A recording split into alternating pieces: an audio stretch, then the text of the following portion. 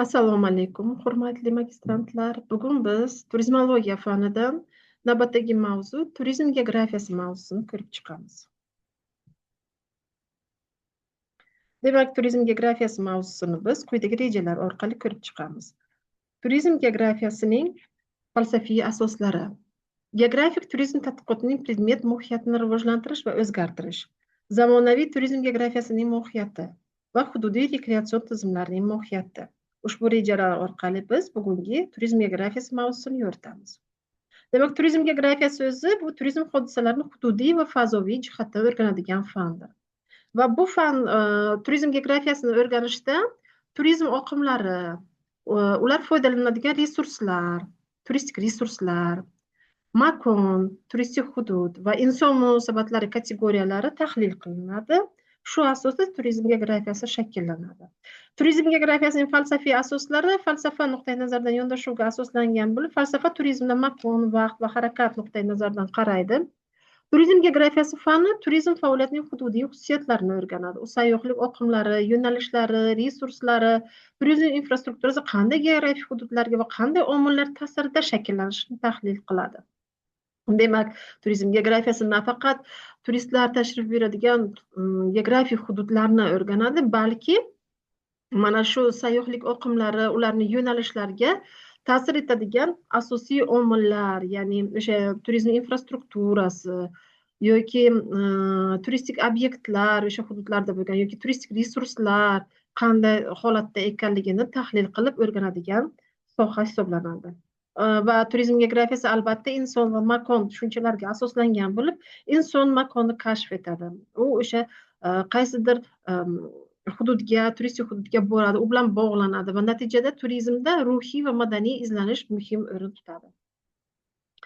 Geografik turizm tadqiqotining predmeti bu turizmni fazoviy, ya'ni joylashuviga oid va hududiy xususiyatlarini o'rganishdir. Bunda quyidagi savollarga javob topishga harakat qilinadi. Sayyohlar qayerga va nima uchun safar qiladi? Turizmda qanday tabiiy, jismoniy, ijtimoiy omillar bilan bog'liq turizm? Kabi savollarga demak javob topadi.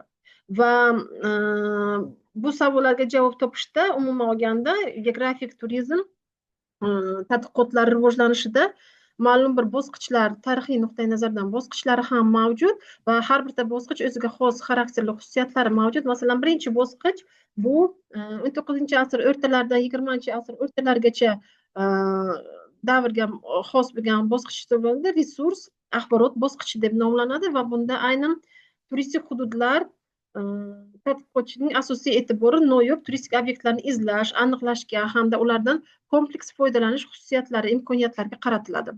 Demak, mana shu xususiyatlarni o'rganishga qaratilgan davr hisoblanadi.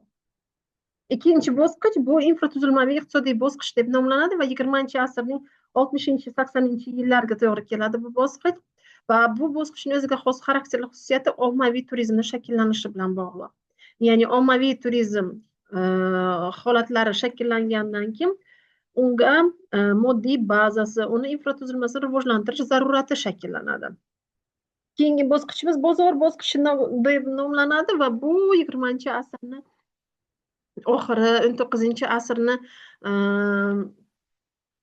boshlariga to'g'ri keladi va turizmni bozor faoliyati shakllarida qayta yo'naltirish bilan bog'liq bo'lib, turizm xizmatlari bozori subyektlari faoliyatining iqtisodiy samaradorligiga alohida e'tibor qaratiladi. Bilamiz, endi bozor iqtisodiyoti holatida talab, taklif, bozor muvozanati bu bozor konjunkturasini shakllantirgani kabi turizm bozorida ham xuddi shunday turistik talab va turistik taklif xususiyatlari markaziy e'tiborga qaratiladi, e'tibor shunga qaratiladi va asosiy demak rol o'ynaydigan kategoriyalar sanaladi. Bunda turistik tashkilotlarning ham faoliyatlarini, avvalo turistik tashkilotlarning soni va ularni faoliyatini rivojlantirish bu bozorning asosiy talabi bo'lsa, bundan tashqari yana turistik tashkilotlarni samaradorligini oshirish ham asosiy urg'u sifatida xizmat qiladi. Keyingi bosqichimiz, demak, 4-bosqichimiz muvozanatli rivojlanish bosqichi deb nomlanadi va bu 21-asrni birinchi yarmidagi istiqbolli bosqich sanaladi. Va bu bosqichning o'ziga xos xususiyati shundan iboratki, bunda endi turistlar faqatgina ehtiyoj talabini qondirish bilan bog'liq emas, balki o'sha talab ehtiyojni uzoqroq davrda qondirilishini shakllantirishga asosiy e'tibor qaratiladi. Ya'ni turistik xizmatlar taklifi shunday amalga oshiriladiki, ularni xizmat ko'rsatish davrini uzaytirishga harakat qilinadi. Bilamizki, masalan, geografik nuqtai nazardan turistik hududlar xususiyatlarida turli tabiiy omillarni yoki boshqa omillar ta'sirida ularda yemirilish bo'lishi mumkin turistik obyektlarda. Va hokazo holatlar bo'lishi mumkin, degradatsiya holatlarini kuzatishimiz mumkin. Demak, mana shu holatlarni sodir bo'lish jarayonini sekinlashtirish, ulardan turistik obyekt sifatida yoki turistik hudud sifatida foydalanish davrini uzaytirish bu 4-zamonaviy, demak, muvozanatli rivojlanish davri deb nomlangan bosqichni o'ziga xos xarakterli xususiyati hisoblanadi.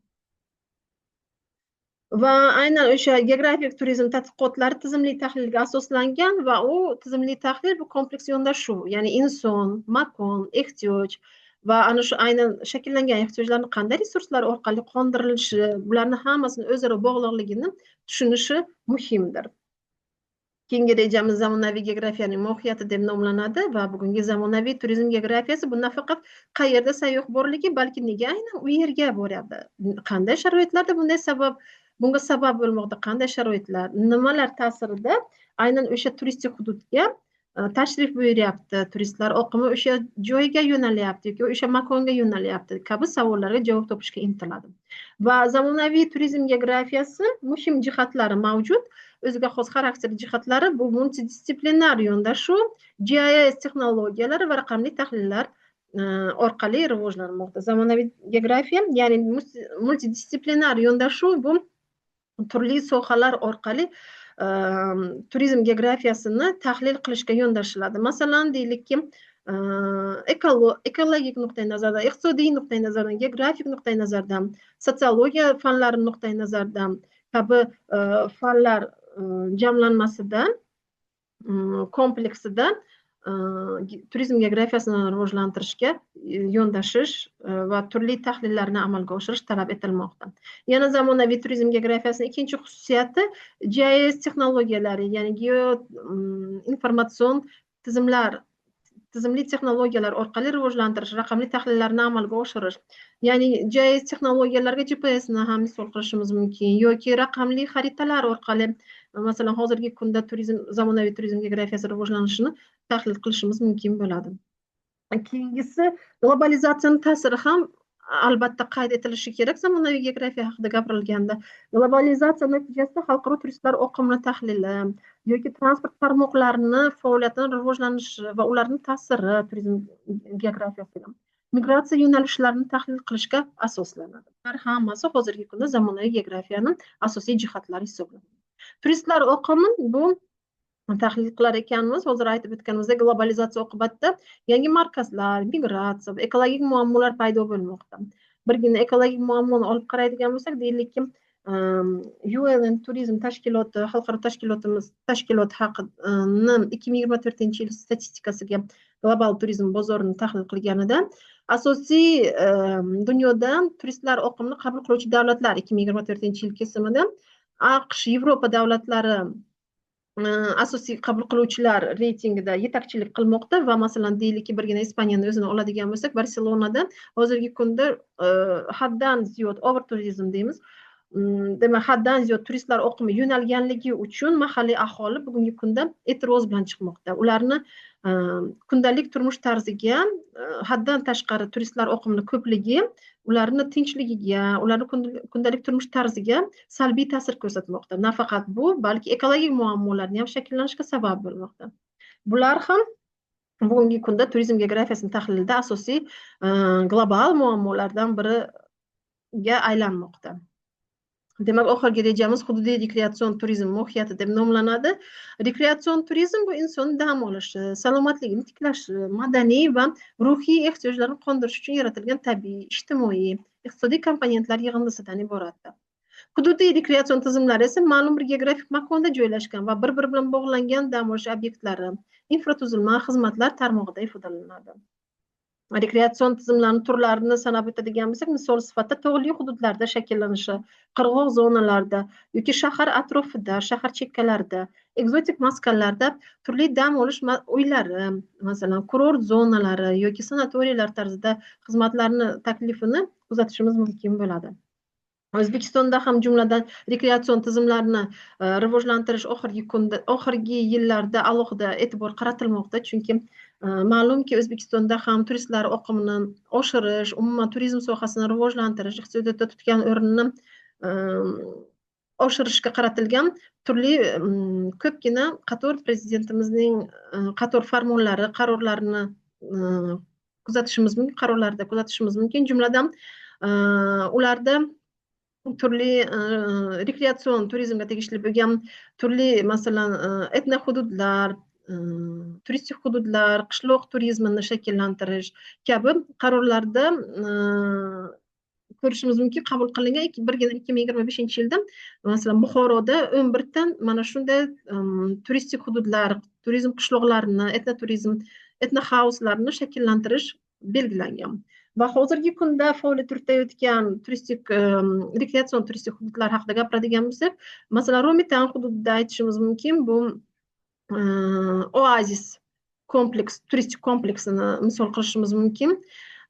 Shu bilan birga, masalan, Vobkentda Shirin etno hausni misol qilishimiz mumkin. Va bularni hammasini kuzatadigan bo'lsak, turistlarni ehtiyojlarini maksimal qondirish uchun, turli yo'nalishdagi ehtiyojlarni maksimal qondirish uchun har bir turistik hududda, masalan, yuqorida qayd etgan turistik hududlarimizda turli turizm turlariga tegishli bo'lgan turistik xizmatlar taklifini kuzatishimiz mumkin. Ular, masalan, hunarmandchilik xizmatlarini ko'rsatish yoki, masalan, hunarmandchilik mahsulotlarini taklif orqali namoyon bo'lishi mumkin, yoki gastronomik turizmga tegishli bo'lgan milliy taomlarni pishirish jarayoni, turistlarning xohishiga ko'ra ular o'zlari ham ishtirok etishlari mumkin pishirish jarayonida, yoki umuman ovqatlanish xizmatlarini taklif, shularni tatib ko'rish.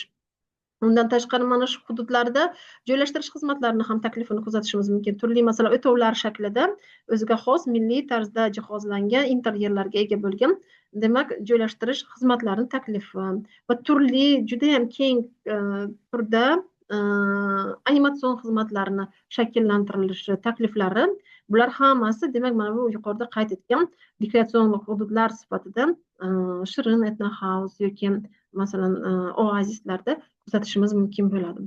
Bizning respublikamiz, O'zbekiston Respublikasi bo'ylab xuddi shunday turli rekreatsion turizmga tegishli bo'lgan geografik hududlarni kuzatishimiz mumkin.